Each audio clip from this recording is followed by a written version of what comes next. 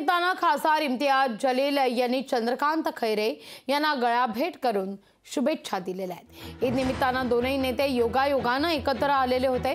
एकत्रित शुभेच्छा देताना दोनही नेत्यांनी अंतर राखल्याचं पाहायला मिळतंय। ईद निमित्तानं आयोजित कार्यक्रमात हा योग जुळून आलाय।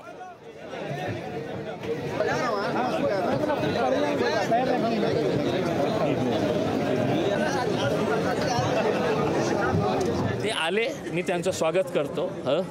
कधी त्यांना जायचं होतं आणि कधी पळायचं होतं हे त्यांच्यावर निर्भर आहे। पण एक आनंदाची गोष्ट मला हे वाटली की अनेक वर्षानंतर का होईना पण कमीत कमी त्यांनी एक संदेश तर दिलेला आहे की हे निवडणूक जे आहे ते हिंदू मुस्लिम या मुद्द्यावर होणार नाही।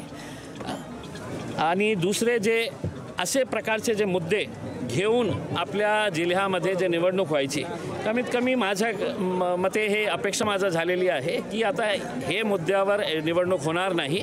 आपण विकासाच्या मुद्द्यावर, कामाच्या मुद्द्यावर आपण निवडणूक लढू। लोकशाही मराठी ऐका, पहा, जागरूक रहा।